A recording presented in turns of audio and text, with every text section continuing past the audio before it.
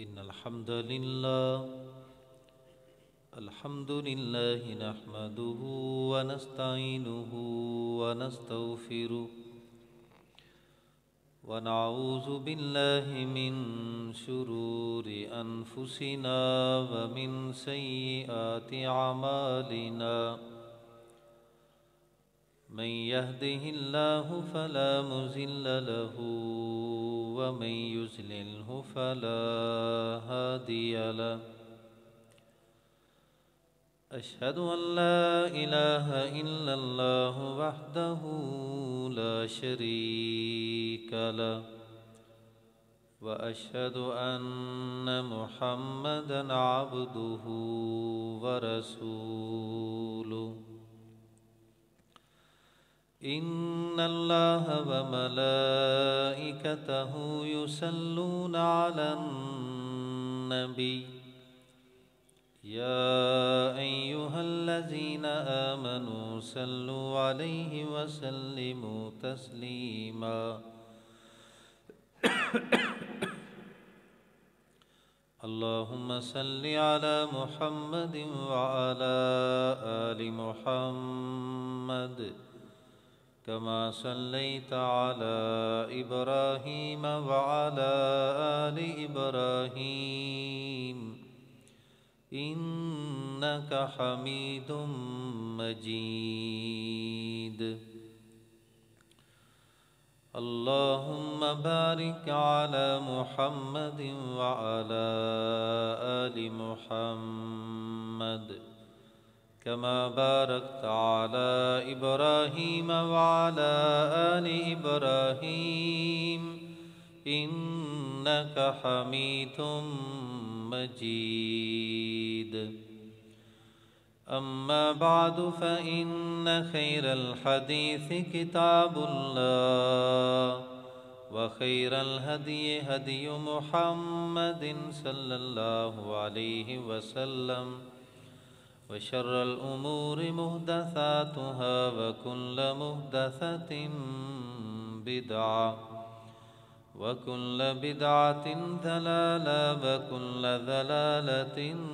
في النار أما بعد فأعوذ بالله من الشيطان الرجيم بسم الله الرحمن الرحيم سبحان الذي أسرى بعبده ليلا من المسجد الحرام إلى المسجد الأقصى الذي باركنا حوله لنريه من آياتنا إنه هو السميع البصير. سامعین محترم، اللہ وحدہ لا شریک کی حمد و ثنا اور رحمت کائنات، امام کائنات، امام المرسلین، سید الاولین والآخرین، خاتم النبیین، رحمت للعالمین، امام الانبیاء حضرت محمد الرسول اللہ صلی اللہ علیہ وآلہ واصحابہ اجمعین کی ذات گرامی پر درود و سلام کے بعد سورہ بنی اسرائیل کی پہلی آیت آپ کے سامنے تلاوت کی ہے۔ اس آیت مبارکہ میں اللہ رب العالمین نے جناب رسول اللہ صلی اللہ علیہ وسلم کی زندگی کی ایک اہم دنیاوی سیر اور واقعہ معراج اور دنیا میں مسجد حرام اور مسجد اقصی اس کی فضیلت کے بارے میں بیان فرمایا ہے۔ اسرا اور معراج، اسرا کا معنی مسجد حرام سے مسجد اقصی تک کا سفر ہے، اور معراج دنیا سے آسمان اور پھر سدرۃ المنتہا تک کا سفر ہے۔ اس آیت میں اسرا کا ذکر ہے، اور اس سفر کا آغاز ہے مسجد حرام سے مسجد اقصی تک۔ دونوں اللہ کے گھر ہیں، اور یہ دونوں گھر اللہ نے اپنے آخری نبی خاتم النبیین جناب محمد رسول اللہ صلی اللہ علیہ وسلم کو معراج کی رات دونوں گھر دکھائے۔ یہ دونوں گھر دکھانے کا مقصد کیا تھا؟ فرمایا لِنُرِيَهُ مِنْ آیاتنا، تاکہ ہم آپ کو اپنی قدرت کی نشانیاں دکھائیں۔ تو اللہ پاک کی قدرت کی نشانیاں جہاں مسجد حرام میں ہیں، اسی طرح مسجد اقصی میں بھی ہیں۔ دونوں اللہ کے گھر ہیں، اور یہ دونوں گھر معراج کے موقع پر رسول اللہ صلی اللہ علیہ وسلم کو خصوصی طور پر اس کی سیر کروائی گئی، دکھایا گیا۔ سفر کا آغاز مسجد حرام سے ہوتا ہے۔ مسجد حرام خانہ کعبہ بیت اللہ شریف ہے مکہ مکرمہ میں، اور یہ اللہ کا گھر آدم علیہ السلام سے لے کر آج تک بلکہ قیامت تک تمام اہل ایمان کا، اہل اسلام کا قبلہ چلا آیا ہے۔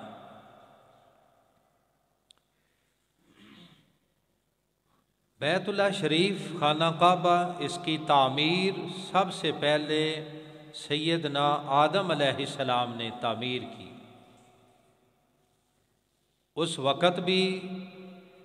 قبلہ یہی تھا، پھر وقت گزرنے کے ساتھ ساتھ، حالات کے گزرنے کے ساتھ ساتھ جب اس کی دیواریں گر گئیں تو اللہ پاک نے تعمیر نو کروائی سیدنا ابراہیم علیہ السلام سے، انہوں نے خانہ کعبہ کی تعمیر کی۔ اس وقت بھی یہی قبلہ تھا۔ پھر جب رسول اللہ صلی اللہ علیہ وسلم کو اللہ پاک نے نبوت عطا فرمائی مکی دور میں، مکی دور کے 13 سال آپ اور تمام اہل مکہ، تمام لوگوں کا قبلہ خانہ کعبہ ہی تھا،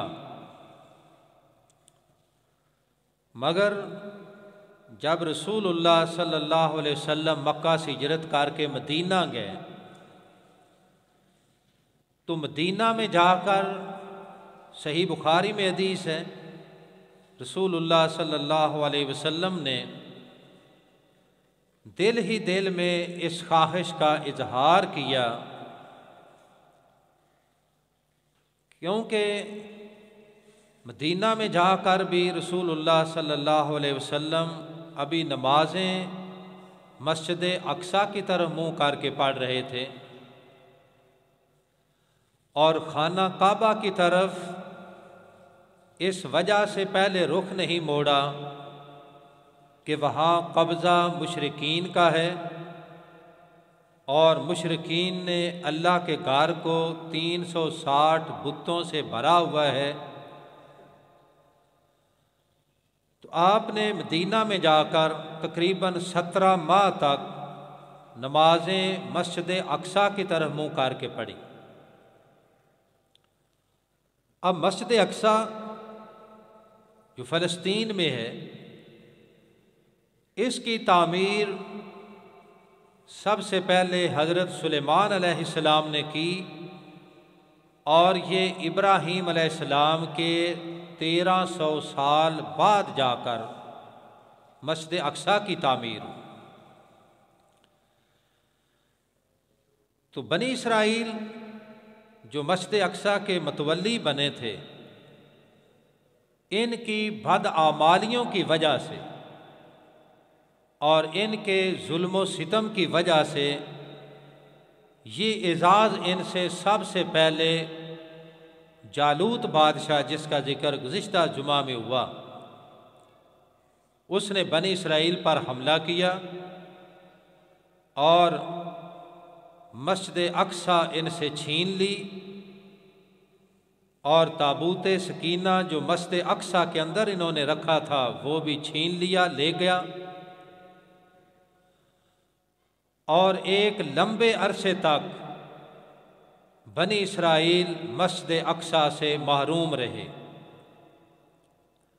تو اللہ پاک نے ان کی اصلاح کے لیے اپنے نبی حضرت داؤد علیہ السلام کو بھیجا۔ داؤد علیہ السلام کو اللہ پاک نے حکومت بھی دی، بادشاہت بھی دی، اور جالوت جو غیر مسلم بادشاہ قابض تھا اس کو قتل کیا، اور دوبارہ مسجد اقصیٰ کو آزاد کروایا، اور ایک بار پھر بنی اسرائیل کی ذمہ داری لگا دی گئی، مگر انہوں نے دوبارہ سرکشی کی، بغاوت کی، انبیاء کرام کو شہید کیا، حتیٰ کہ اللہ کے نبی حضرت زکریہ علیہ السلام کو ان بدبختوں نے شہید کر دیا،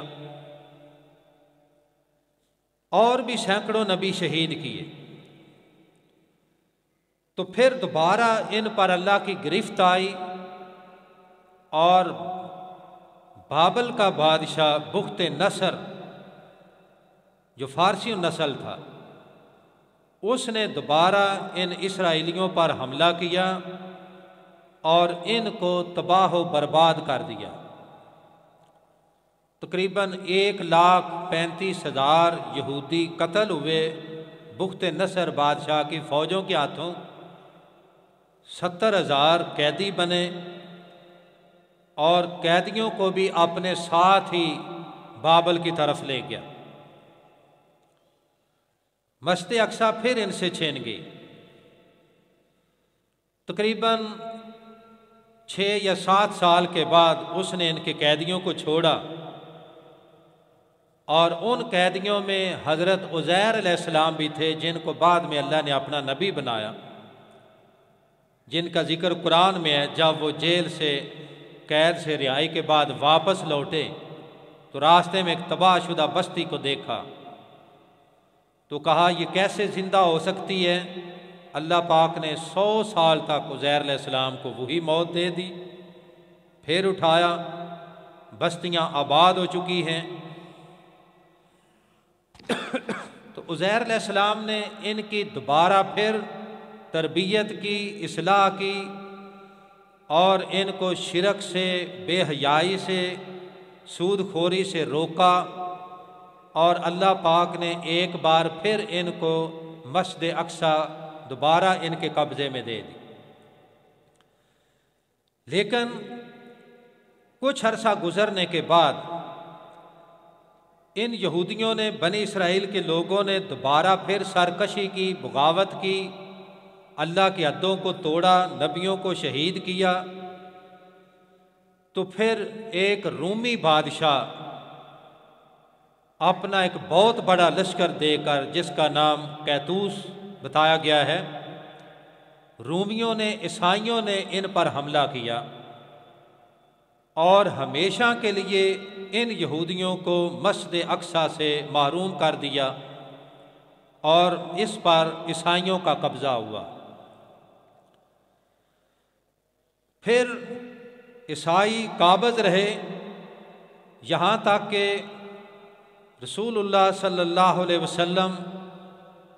اور آپ کے بعد ابو بکر صدیق، پھر ان کے بعد سیدنا فاروق اعظم رضی اللہ تعالیٰ عنہ، سیدنا فاروق اعظم رضی اللہ تعالیٰ عنہ کے دور حکومت میں مسجد اقصیٰ کو آزاد کروایا گیا رومیوں سے، اور پھر مسلمانوں کے قبضہ میں اور ان کی تولیت میں اللہ پاک نے یہ گھر دے دیا۔ رسول اللہ صلی اللہ علیہ وسلم نے جہاں مسجد حرام کی فضیلت بیان کی ہے، وہاں مسجد اقصیٰ کی فضیلت بھی بیان فرمائی۔ مسجد حرام کے بارے میں فرمایا کہ جو بندہ مسجد حرام میں ایک نماز پڑھتا ہے اللہ پاک اسے 1,00,000 نماز کا ثواب عطا فرماتے ہیں، اور جس نے مسجد اقصیٰ میں ایک نماز ادا کی تو ایک روایت کے مطابق 50,000 اور دوسری روایت کے مطابق 1,000 نماز کا اجر و ثواب ملتا ہے جس نے مسجد اقصیٰ میں ایک نماز ادا کی۔ یہ دونوں اللہ کے گھر مبارک ہیں۔ مسجد اقصیٰ جس کی تعمیر سیدنا سلیمان علیہ السلام نے کی ہے، یہودیوں کو اس کی ذمہ داری دی گئی، مگر انہوں نے سرکشی اور اللہ کی حدوں کو توڑ کر فساد اور ظلم کر کے اس سے محروم ہوئے، حتیٰ کہ صلیبی بھی جب بدعمالیوں کا شکار ہوئے تو پھر صلاح الدین ایوبی نے صلیبیوں سے اس اللہ کے گھر کو آزاد کروایا اور دوبارہ مسجد اقصیٰ مسلمانوں کے اختیار میں، ان کے کنٹرول میں آئی۔ آج بھی مسجد اقصیٰ پر کنٹرول سنبھالنے کی جنگ جاری ہے فلسطینیوں اور اسرائیلیوں کے خلاف مقابلے میں۔ اللہ پاک فرماتے ہیں کہ یہ مسجد اقصیٰ وہ اللہ کا گھر ہے الذی بارکنا حولہ لنوریہ من آیاتنا، کہ ہم نے اس کے ماحول کو، اس کے ارد گرد کو بابرکت بنا دیا ہے اور اس میں بڑی نشانیاں ہیں۔ بنی اسرائیل کے لوگوں نے مسجد اقصیٰ کو اپنا قبلہ بنایا تو دلیل ان کے پاس زیادہ سے زیادہ یہی تھی کہ انہوں نے وہاں تابوت سکینہ رکھا ہوا تھا، جس میں حضرت موسیٰ اور ہارون علیہ السلام کی کچھ نشانیاں موجود تھیں۔ اس وجہ سے بنی اسرائیل کے لوگوں نے اپنا قبلہ مسجد اقصیٰ کو بنایا۔ پھر اسی طرح عیسائیوں نے بھی اپنا قبلہ مسجد اقصیٰ کو بنایا، اس کا شرقی حصہ۔ دونوں کے قبلے الگ الگ ہیں، ہے تو مسجد اقصیٰ، مگر یہودیوں کا ایک کونا ہے اور عیسائیوں کا دوسرا کونا۔ عیسائی مسجد اقصیٰ کے مشرقی کونے کو اپنا قبلہ مانتے ہیں اور یہودی دوسرے کونے کو۔ عیسائیوں کا یہ کہنا ہے کہ اس کے مشرقی کونے میں اللہ کی طرف سے آئے ہوئے بھیجے ہوئے فرشتے نے سیدنا عیسیٰ علیہ السلام کی روح پھونکی تھی حضرت مریم علیہ السلام نے، اور قرآن کا بھی یہی فیصلہ ہے کہ حضرت عیسیٰ علیہ السلام اللہ کے بندے، اس کے رسول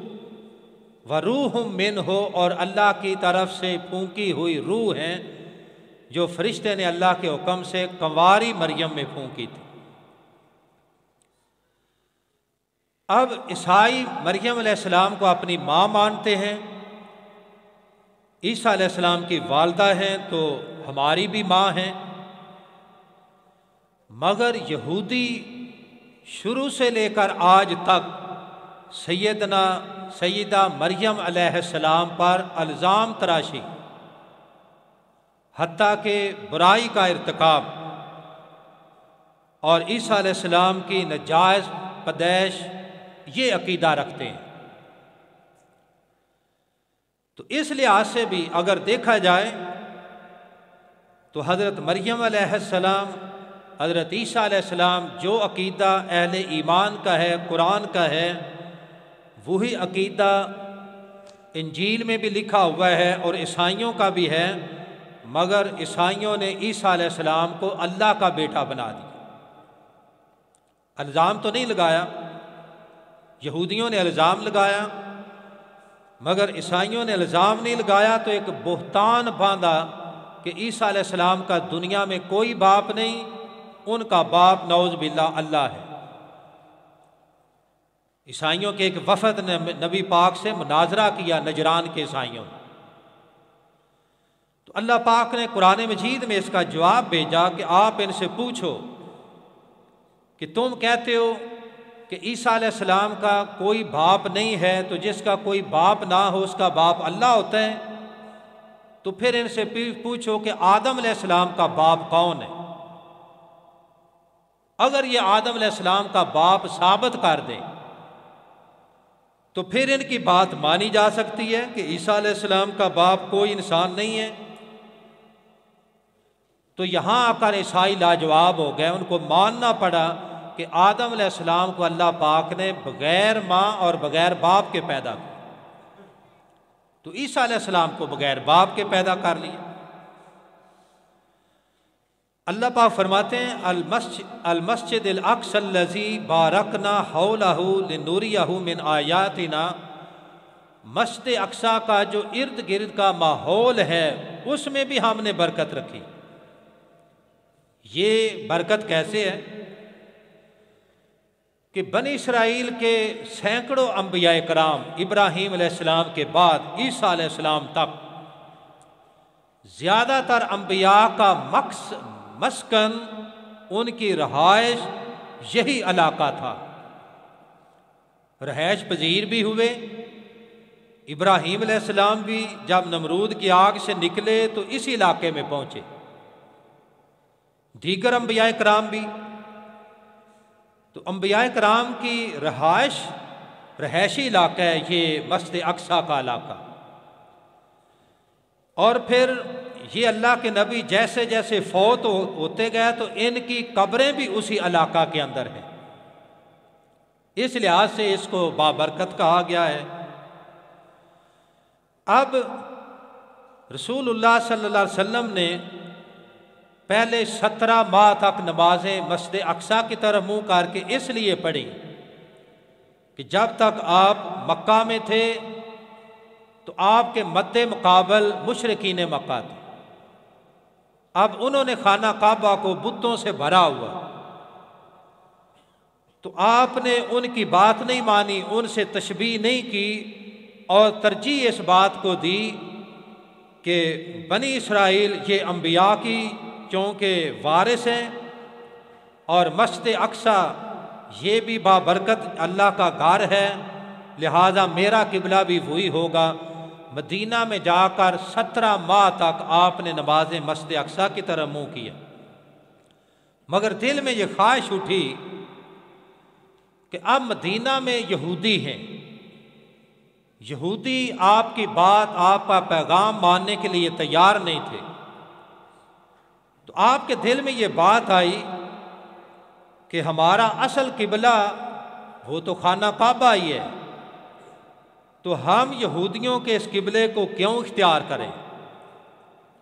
یہ دل میں خواہش اٹھی، دعائیں کی، آسمان کی طرف نگاہ اٹھائی اور دعا مانگتے رہے، یہاں تک کہ اللہ پاک نے اجازت دے دی کہ آج کے بعد آپ کا قبلہ مسجد حرام بیت اللہ شریف ہوگا۔ صحیح بخاری میں حدیث ہے، رسول اللہ صلی اللہ علیہ وسلم نے عصر کی نماز خانہ کعبہ کی طرف منہ کر کے پڑھی، مدینہ میں مسجد نبوی میں آپ نے نماز پڑھائی، خانہ کعبہ کی طرف منہ کیا۔ مسلمانوں نے بھی آپ کے پیچھے پڑی، اور وہاں سے ایک صحابی نماز پڑھ کے مسجد قبلتین کی طرف گیا۔ اس وقت تو یہ قبلتین نام نہیں تھا۔ وہاں گیا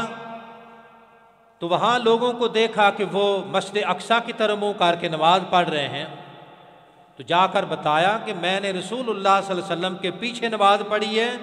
اور آپ نے خانہ کعبہ کی طرف منہ کر کے نماز پڑھائی ہے۔ تو امام مقتدیوں سمیت سب نے اپنا رخ پھیر کر خانہ کعبہ کی طرف کر لیا۔ تو اس میں ایک مسلمانوں کے لیے آزمائش بھی تھی، جس کا ذکر اللہ پاک نے سورہ البقرہ میں کیا ہے کہ تاکہ ہم جان لیں لنعلم من یتبع الرسول، کہ قبلہ کی تبدیلی کے بعد میرے رسول کی پیروی کون کرتا ہے۔ اصحاب رسول نے پیروی کی، حتیٰ کہ پیروی کا حق ادا کیا اور نماز کے اندر ہی اپنا رخ بدل لیا۔ اسی وجہ سے اس مسجد کا نام قبلتین پڑا ہے کہ ایک ہی نماز جس کی 2 رکعتیں مسجد اقصی کی طرف اور 2 رکعتیں مسجد خانہ کعبہ بیت اللہ شریف کی طرف پڑی گی۔ 2 گنبد ہے اس کے۔ تو یہ انبیاء کا مسکن ہے مسجد اقصی۔ آج جو جنگ جاری ہے،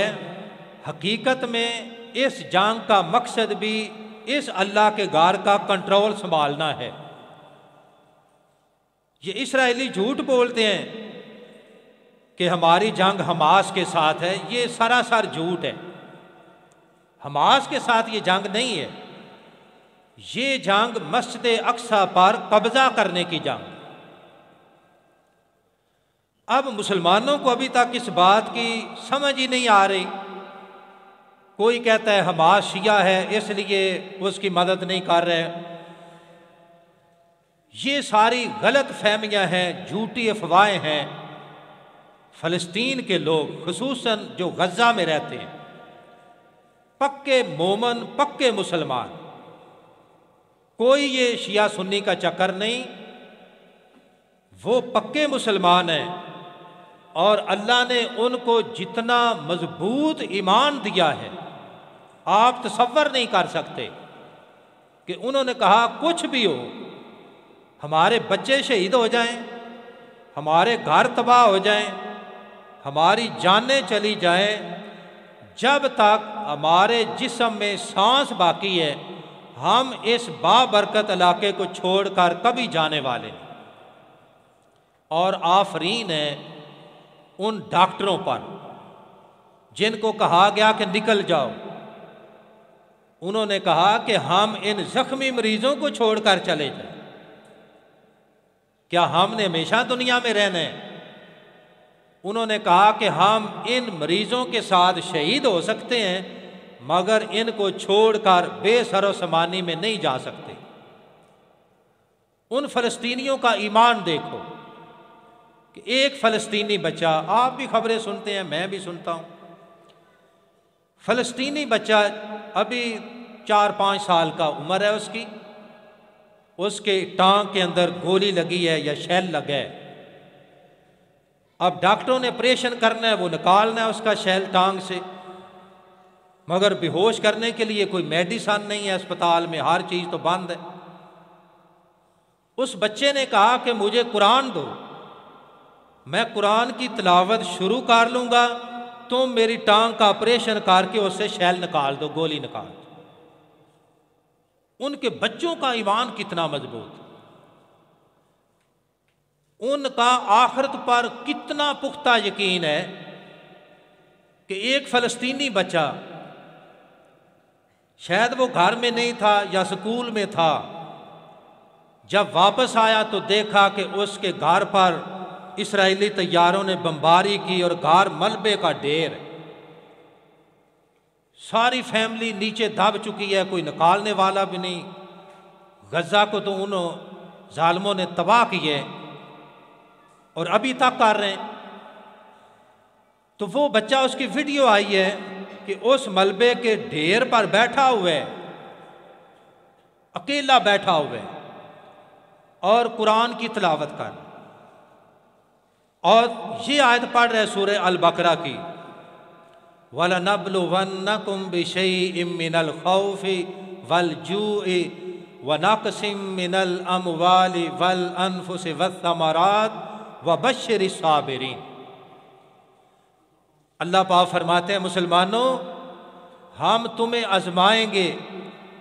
بشیئن کئی چیزوں کے ساتھ، من الخوف کبھی خوف کے ساتھ، والجوع کبھی بھوک کے ساتھ، ونقص من الاموال کبھی مالوں کی کمی کے ساتھ، والانفس اور کبھی جانوں کے نقصان کے ساتھ، والثمرات کبھی پھلوں کی کمی کے ساتھ، وبشر الصابرین اس میں صبر کرنے والوں کو جنت کی بشارت سنا۔ یہ اللہ پاک اپنے محبوب کو کہہ رہا ہے قرآن مجید۔ اور یقین کیجیے کہ اس بچے نے جو قرآن مجید کی آیت پڑھی 100% پوری کی پوری آیت آج ان فلسطینیوں پر پوری اتر رہی ہے۔ بھوک وہ برداشت کر رہے ہیں، ہر طرف سے ان کا گھیرا ہے، پینے کے لیے ان کے پاس کچھ نہیں، کوئی باہر سے ٹینکر آتا ہے تو ظالم اسرائیلی فوجی بم مار کر اس ٹینکر کو بھی اڑا دیتے ہیں جس میں پانی جا رہا ہے۔ نہ ان کے پاس کھانا نہ پینا نہ علاج کے لیے کوئی میڈیسن، کوئی چیز باقی نہیں ہے، جانی نقصان بھی مالی نقصان بھی، مگر ان کا ایمان ہے وَبَشِّرِ الصَّابِرِينَ ہم صبر کرتے ہیں اللہ ہمیں اس کا اجر دے گا۔ اور فلسطینی مجاہدین نے یہ اعلان کیا ہے، انہوں نے کہا کہ اللہ کی مدد قدم قدم پر ہمارے شامل آ ہے۔ اور اسرائیلی فوجی چیخ رہے ہیں، سار پکڑ کے بیٹھ گئے ہیں کہ ہم نے ملبے کا ڈھیر بنا دیا ہے غزہ کو، مگر جیسے ہی ہم اس میں داخل ہوتے ہیں اچانک مجاہدین نکلتے ہیں، ہمارے ٹینکوں کو تباہ کر کے غائب بھی ہو جاتے ہیں اور ہمیں نظر بھی نہیں آتے۔ یہ اللہ کی مدد ہے ان پر۔ اور چند دن پہلے اسرائیلی فوجیوں نے ایک سرنگ ڈھونڈی کہ جس میں یہ مجاہدین چھپتے ہیں، حملہ کرتے ہیں۔ اب اس سرنگ کو ڈھونڈتے ہوئے جیسے ہی اندر داخل ہوئے، مجاہدین نے پہلے ہی اس میں بارود لگایا تھا، دھماکے کے ساتھ سب کو جہنم واصل کر دی، اڑایا ان کو۔ اور سینکڑوں ٹینک ان کے تباہ کر چکے ہیں، پوری دنیا ایک طرف، ساری دنیا کفر ان غزہ کے مسلمانوں کو مٹانے پر تلی ہوئی ہے۔ یہ اللہ کے ان قدرتوں پر غور کیا کرو۔ میں یہ جو جمعے مسلسل پڑھا رہا ہوں، یقین کیجئے مجھے اور کوئی بات کرنا پسند ہی نہیں آ رہا، کون سا موضوع بیان کروں؟ اس سے بڑھ کر بھی کوئی موضوع ہو سکتا ہے، اور مسلمانوں کے لیے عبرت کا مقام کوئی اس سے بھی بڑا ہو سکتا ہے کہ وہ اللہ کے گھر کی خاطر مار مٹنے کے لیے تیار ہیں، اور ہمیں اللہ کے گھر میں آنے کے لیے ٹائم ہی نہیں ہے۔ ہمیں سے مراد سارے مسلمان ہیں، آپ ناراض نہ ہوں کہ میں آپ کو نشانہ بناتا ہوں۔ سارے مسلمانوں کا یہ حال ہے کہ اللہ کے گھر ویران ہے۔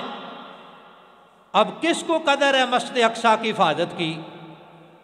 کہ جی یہ دو ریاستوں کا جھگڑا ہے؟ یہ بکواس کرتے ہیں، ریاستوں کا جھگڑا نہیں، یہ مسجد اقصیٰ پر قبضے کا معاملہ ہے۔ اور ان کو پتہ نہیں ہے عربوں کو کہ اگر اسرائیل اس مقام پہ قابض ہو گیا تو وہ رکے گا نہیں، وہ پھر آگے بڑھے گا، پھر آگے بڑھے گا، پھر آخری اس کا ٹارگٹ خانہ کعبہ کی طرف بھی ہے۔ مسلمان ہوش کے ناخن ہی نہیں لے رہے، کوئی سمجھ نہیں رہے، اور عام عوام الناس بھی خبریں سننے کی حد تک ہیں، اسے کوئی اصلاح نہیں حاصل کر۔ محترم بھائیو، جمعے کا وقت اجازت نہیں دیتا۔ آخری بات کہ فلسطینیوں کو اللہ پاک نے کتنا پختہ ایمان دیا ہے، ان کی جب خبریں آتی ہیں تو ایمان تازہ ہو جاتا ہے۔ فلسطین کا ایک صحافی، انہوں نے کہا کچھ بھی ہو، الجزیرہ میں اس کی ذمہ داری ہے، اس کو اسرائیلیوں نے، امریکیوں نے اسپیشل فون کر کے کہا کہ تم یہ جو کوریج دے رہا ہو نا اسرائیلیوں پر، اسرائیلیوں کا ظلم دکھا رہے ہو فلسطینیوں پر، اس کو بند کرو۔ اس نے کہا یہ نہیں ہو سکتا کہ میں تمہارا ظلم بھی لوگوں کو نہ دکھاؤں، یہ سارا میڈیا تو ان خبیثوں کے پاس ہے، سارا نیٹ یوٹیوب ہر چیز تو ان کے قبضے میں ہے، مگر اس کے باوجود وہ فلسطینی صحافی ڈرا نہیں، اس نے کہا کچھ بھی ہو میں کوریج دوں گا۔ آخر انہوں نے کیا کیا، اس کے گھر پر بم گرائے اور اس کی فیملی سمیت اس کا گھر تباہ کر دیا۔ اس کو خبر ملی، اپنے گھر میں آیا، دیکھا ملبے کا ڈھیر ہے، بیوی بچے اس کے نیچے، ہر چیز مٹ چکی ہے، اکیلی جان باقی۔ کہا الحمدللہ انا للہ و انا الیہ راجعون، بس یہی تم کر سکتے تھے، یہ تو اللہ کی امانت تھی، کل بھی جانی تھی، آج ہی اللہ نے ان کو بلا لیا ہے، دوبارہ پھر کیمرہ اٹھاتا ہے اور غزہ میں جا کر اپنی ذمہ داری کو پھر سنبھال لیتے۔ کیا اس سے بڑا بھی کوئی مومن اس دور میں آپ کو ملے گا؟ یہ ولی اللہ لوگ ہیں جنہوں نے آج عالم کفر کو یہ بتا دیا ہے کہ تم کچھ بھی ہمارا نہیں بگاڑ سکتے۔ شہادتیں تو شروع سے ہوتی آئی ہیں، نبی پاک کے صحابہ شہید ہوئے، اس سے پہلے انبیاء کرام شہید ہوئے، پھر نبی پاک کے خاندان کے لوگ کربلا میں شہید ہوئے، مگر عزت ان کو ملی جنہوں نے اسلام کی خاطر اپنی جانوں کو قربان کیا، اور ظالموں کو کبھی دنیا میں جگہ نہیں ملی۔ اور انشاءاللہ یہ اسرائیلی، یہودی، یہ ظالم لوگ دنیا میں بھی ذلیل ہوں گے، اور آخرت میں تو ان کا ٹھکانہ یقیناً بدترین ہے۔ اللہ تعالیٰ تمام مسلمانوں کو اس موقع پر اصلاح کرنے کی، اپنے اعمال کو ٹھیک کرنے کی، اور اللہ کے گھر جو دل و جان سے محبت ہونی چاہیے وہ محبت اپنے دل میں پیدا کرنے کی توفیق عطا فرمائے۔ وآخر دعوانا ان الحمد للہ۔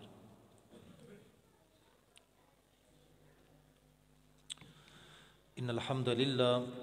للہ نحمده ونستعینه ونستغفره ونعوذ باللہ من شرور انفسنا ومن سیئات اعمالنا، من يهده الله فلا مضل له ومن يضلل فلا هادي له، اشهد ان لا اله الا الله وحده لا شريك له واشهد ان محمدا عبده ورسوله، اما بعد فان خير الحديث كتاب الله وخير الهدي هدي محمد صلی اللہ علیہ وسلم، وشر الامور محدثاتها وكل محدثة بدعة وكل بدعة ضلالة وكل ضلالة في النار۔ محترم بھائیو، یہ ساری باتیں کرنے کا میرا ایک ہی مقصد ہے کہ کم از کم ہم اپنی تو اصلاح کریں، وہاں جا کے لڑ نہیں سکتے، فلسطینیوں کا تحفظ کر نہیں سکتے، کم از کم یہاں رہ کر اپنی اصلاح تو کر سکتے ہیں۔ مگر سچی بات یہ ہے کہ ہر بندہ اپنی ڈگر میں ہے، جو حالت پہلے تھی آج بھی ہے، جو بھائی پہلے نماز پڑھ رہے تھے وہی پڑھ رہے ہیں، کوئی نیا نمازی مجھے نظر نہیں آیا، پانچوں نمازوں میں کوئی نیا نمازی ان دنوں میں مجھے نظر نہیں آیا۔ اور جمعہ میں حاضری کا بھی یہ حال ہے کہ جب جمعہ ختم ہو جاتا ہے بھائی آتے ہیں نماز پڑھ کے چلے جاتے ہیں، تو یہ اجتماعی اصلاح ہے۔ اگر آپ ان باتوں پہ غور کریں گے، اپنی اصلاح کریں گے، اپنے بیوی بچوں کی کریں گے، مسجد میں آئیں گے، اللہ سے توبہ مانگیں گے،